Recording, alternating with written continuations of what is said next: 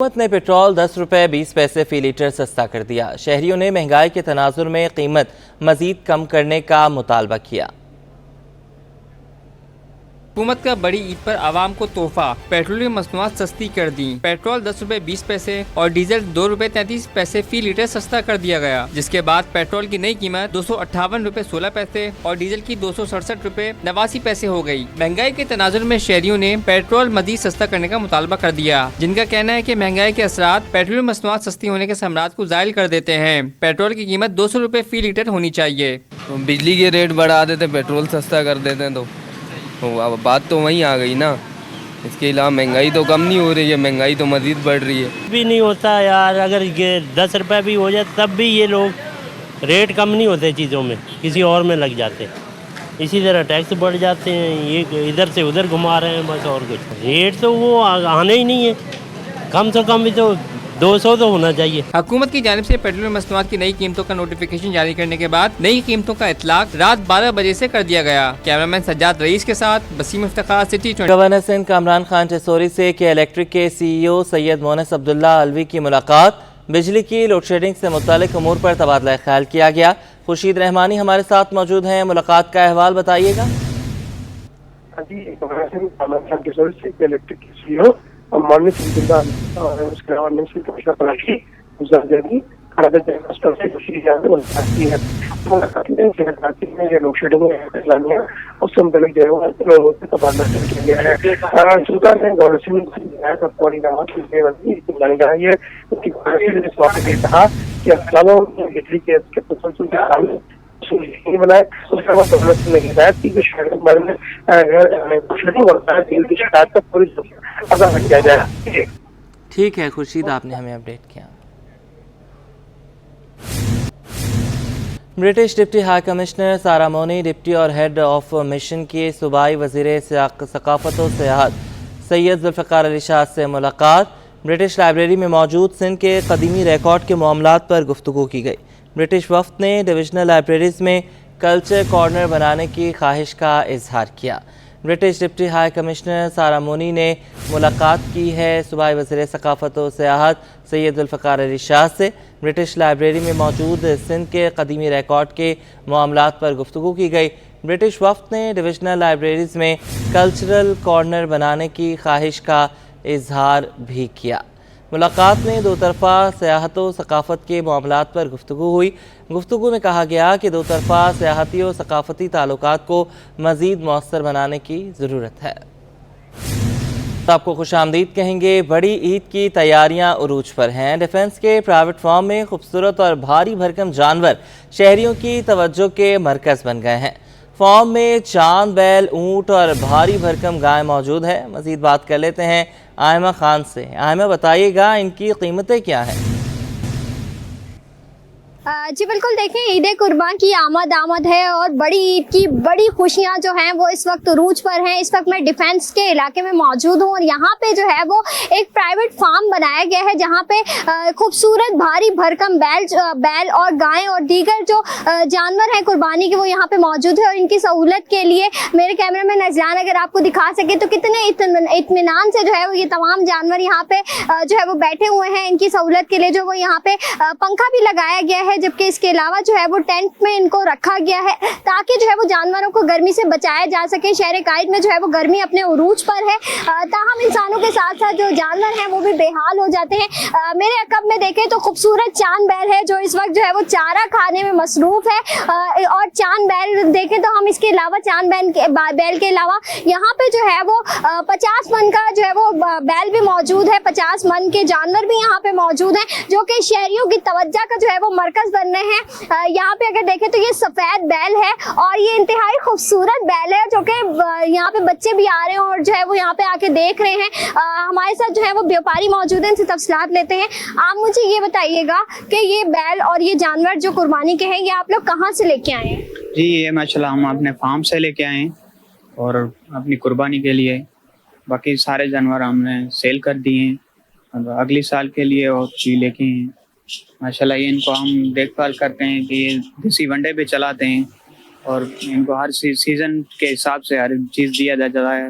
और सर्दियों में घी है, उसके बाद दही तेल है, मक्खन है, ऐसे हम जी बिल्कुल, जैसे कि आपने सुना, मेरे अकब में देखें तो इंतहाई खूबसूरत जो है वो ये जानवर यहाँ पे शहरियों की तवज्जो का मरकज बन रहे हैं। भारी भरकम बैल हैं और सुकून से जो है वो यहाँ पे इत्मीनान से जो है वो कुछ जानवर बैठे हुए भी हैं। तो ये इनका ये बताना है कि इनको जो है वो यहाँ पे चारे के साथ साथ जो है वो सर्दियों में घी और मक्खन भी खिलाया जाता है, जो कि इनकी सेहत का हमें यहाँ पे राज भी नजर आ रहा है। और यहाँ पे जो है वो इनको सुकून से रहने के लिए, चूंकि गर्मी बहुत ज्यादा है तो गर्मी से जानवर बेहाल ना हो, तो इनके लिए जो है वो इंतजामात भी किए गए हैं, पंखे लगाए गए हैं, टेंट में इनको जो है वो रखा गया है। जी आगे बढ़े हैं, आपको बताएं कि ऑल पाकिस्तान टैनर्स एसोसिएशन के साबिक चेयरमैन अमानुल्लाह आफ्ताब का कहना है कि रवा बरस कुर्बानी के जानवरों की कीमतें ज़्यादा होने के बायस गुज़श्ता साल के मुकाबले में कम खालें जमा होने की उम्मीद है। इस साल गाय की खाल की कीमत 1100 रुपये से 1400 रुपये के दरमियान होगी। मज़ीद जानेंगे अयाज राना से। जी बिल्कुल, जो पाकिस्तान का शुमार जो है वो लेदर गुड्स इंडस्ट्री की अगर हम बात करें तो नुमाया है, और साथ ही जहां ईद उल अजहा के बाद जो एक मरहला होता है कि जहां देखते हैं कि स्किन यानी कि जो खाल है उसकी क्या कीमत होगी, किस कीमत में जो है वो फरोख्त होगी, ये भी एक चैलेंज होता है खाल जमा करने वालों के लिए। जरा हम जानते हैं कि इस दफा की क्या कीमत है, कितनी खालें एक्सपेक्टेड कर रही है टेंडरीज एसोसिएशन। इस वक्त मेरे साथ मौजूद हैं साबिक चेयरमैन टेंडरी एसोसिएशन ऑल पाकिस्तान के अमानुल्लाह आफ्ताब साहब। अमान साहब, ये बताइएगा कि क्या एक्सपेक्टेशंस हैं आप लोगों की, इस दफा कितनी कुर्बानी होगी, कितनी खालें मिल सकती हैं और क्या रेट्स होंगे इस दफा? देखिए, बात ये है कि एक्सपेक्टेशन ही मैं बता सकता हूँ इस वक्त, क्योंकि जो हमारे पाकिस्तान के इस वक्त जो इकोनॉमिकल हालात हैं और लोगों की जो बाइंग पावर है वो काफ़ी ज़्यादा कम हो गई है निस्बतन पिछले सालों के मुकाबले में।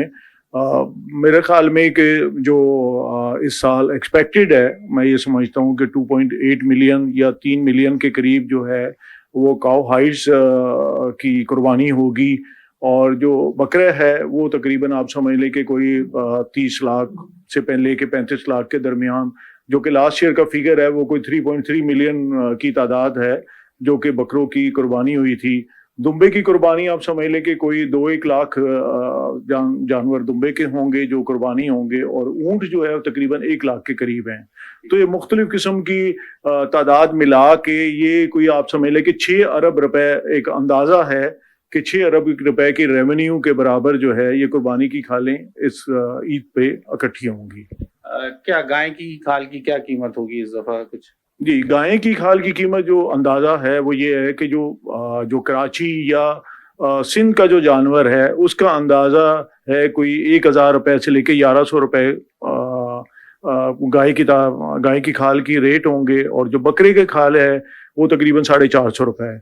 लेकिन पंजाब में क्योंकि जानवर ज्यादा बेहतर होता है, उसका साइज भी बेहतर होता है, उसकी खाल भी बेहतर होती है, उसको कसाई ज्यादा बेहतर तरीके से उतारता है, तो वहाँ कीमतें कुछ ज्यादा हैं। वहाँ पे आप समझ लें कि 1500 रुपए से लेके 2000 रुपए तक की गाय की खाल है, और 500 रुपए, 450 या 500 रुपए के अंदाजन जो है वो बकरे की खाल होती है। जैसे कि इन्होंने तफसील अमान साहब ने हमें ये बता दिया कि इस दफा जो एक्सपेक्टेशंस हैं वो है तकरीबन कोई 1200-1300 रुपए तक की जो है वो गाय की खाल की कीमत होगी, बकरे की कीमत 400, 450, 500 रुपए में फरोख्त होगी। तो ये स्किन जो है उसकी कीमतें ये हैं। साथ साथ उनका बजट पे तहफ़्फ़ुज़ात भी सामने आए। उनका कहना है एक्सपोर्टर्स के लिए जो इस वक्त के जो इक़दामात लिए गए हैं वो इंतहाई सख्त इक़दामात हैं। उससे एक्सपोर्टर्स का जो ध्यान है वो सिर्फ FBR की डॉक्यूमेंटेशन और उनकी हरासमेंट की तरफ ही रहेगा, और वो एक्सपोर्ट वैसी डिक्लाइन की तरफ जा रही है।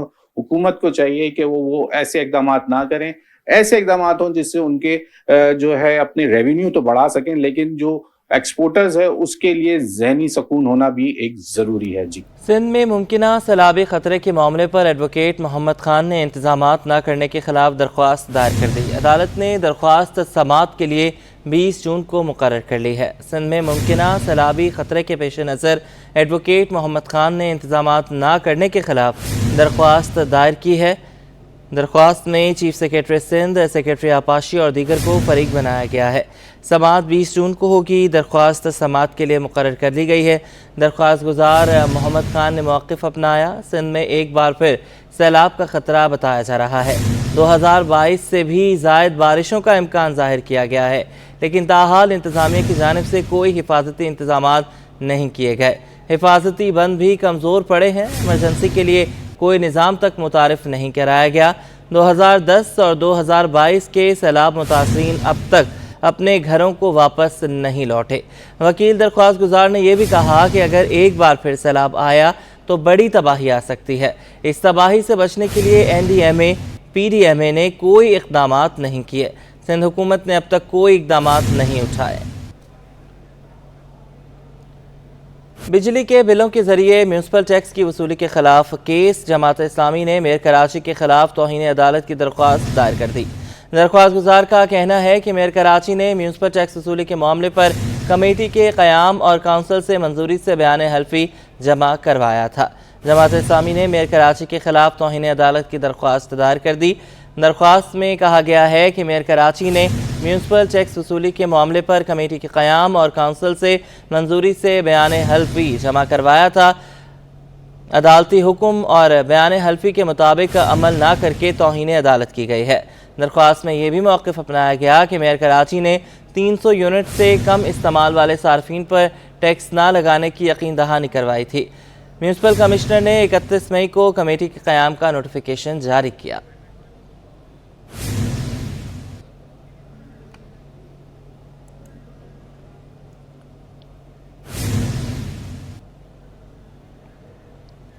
सिंध बिल्डिंग कंट्रोल अथॉरिटी में DG के हुक्म पर इंजीनियर अबरेज अबड़ो को असिस्टेंट डायरेक्टर का इजाफी चार्ज दे दिया गया। एहसन अब्बासी से तफसीलात लेंगे, बताइएगा। जी बिल्कुल, taxi trainer Sindh building control authority है तो रशीद को लगी उनकी जानिब से एक नोटिफिकेशन जारी किया गया था जिसमें बिल्डिंग इंस्पेक्टर इमरान ताजपुर को जो है वो असिस्टेंट डायरेक्टर का इजाफी चार्ज दिया गया, जिसके बाद देखा गया कि एक और नोटिफिकेशन निकला जिसमें इमरान ताजपुर के जो नोटिफिकेशन निकला था उसको जो है विड्रॉ किया गया और उसके बाद 16 ग्रेड के सीनियर अबरेज अबड़ो को जो है वो असिस्टेंट डायरेक्टर का जो है वो इजाफी चार्ज दिया गया, जबकि 14 grade building inspector Imran Tajpur को जो है वो ऑर्डर मंसूख होने के साथ नोटिफिकेशन में कहा गया है कि वो डिस्ट्रिक्ट ईस्ट में जो है वो अपनी जिम्मेदारियां अंजाम देंगे। शहर में जो है गैर कानूनी तामीरात के खिलाफ जो है DG के अहकाम जो है उन तमाम पोर्शन माफिया का घेरा तंग साथ जो है ट्रांसफर पोस्टे के हवाले से किचन की कोई सिफारिश जो है बताया जा रहा है कि मंजूर नहीं की जा रही। जी बहुत शुक्रिया एहसन, आपने हमें अपडेट किया। कौमी इदारा बराए अमराज कल्ब में शहरियों को बड़ी सहूलत फराहम कर दी गई। MRI की सहूलत मुफ्त कर दी गई। Administrative executive director Tariq Shaikh कहते हैं कि अब तक 70 से ज़ायद MRIs की जा चुकी हैं। निजी अस्पतालों में MRI की फ़ीस 63,000 रुपये है। मज़ीद जानेंगे, फरहान खान से अपडेट कीजिएगा। जी बिल्कुल, इस वक्त मैं आपको कौमी इदारा बराए अमराज कल्ब NICVD से आपको रिपोर्ट कर रहा हूँ, जहाँ पे शो पे रेडियोलॉजी से जो वो एक अच्छी खबर सामने आई है। NICVD के अंदर MRI के टेस्ट की सहूलत जो वो मुफ्त की कर दी गई है। इस वक्त administrator executive doctor Tariq Shaikh हमारे साथ मौजूद भी हैं। Thank you so much sir आपके वक्त का। मुझे बताइएगा सर, टेस्ट की सहूलत जो वो मुफ्त करार दे दी गई है, क्या टेस्ट की कीमत बाहर थी और इसके मुकाबले में कितनी जो वो ये लोगों के लिए एक अच्छी सहूलत हुई? सर ये तो आप खुद देख रहे हैं कि कितनी बड़ी सहूलत है और फ्री ऑफ कॉस्ट सर्विस है। इसकी बाहर जो कीमत है वो 63,000 है और एक ही निजी हॉस्पिटल है वो जो करता है और फिर हम जो यहाँ करते हैं वो फ्री करते हैं। तो 63,000 रुपीज हमसे पेशेंट का सेव कर रहे हैं। अच्छा सर, डॉक्टर साहब मुझे ये भी बताइएगा कि माहाना जो वो कितने केसेस की जो वो हमारे पास कैपेसिटी है और कितनों को जो वो हम फैसिलिटेट कर सकते हैं और मजीद इसमें जो है वो और दीगर टेस्टों के अंदर कितनी हम बेहतरी ला सकते हैं? देखिए, अगर डेली बेसिस पे देखा जाए तो 2 से 3 केसेस से ज्यादा नहीं हो सकता है। और अभी 10 मई को मैडम हमारी हेल्थ मिनिस्टर ने इसको इफ्तिताह किया था, इनॉग्रेट किया था। फिर उससे लेके अभी तक जो 1 महीने के जो केसेस हुए हैं वो मोर देन 70 से ऊपर हो चुके हैं।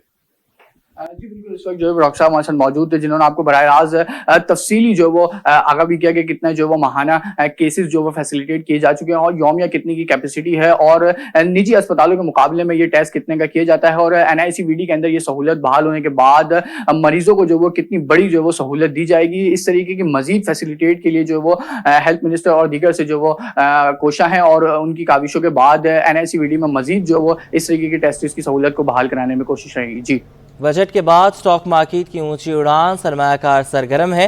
100 इंडेक्स में 2952 पॉइंट्स का बड़ा इजाफा रिकॉर्ड किया गया।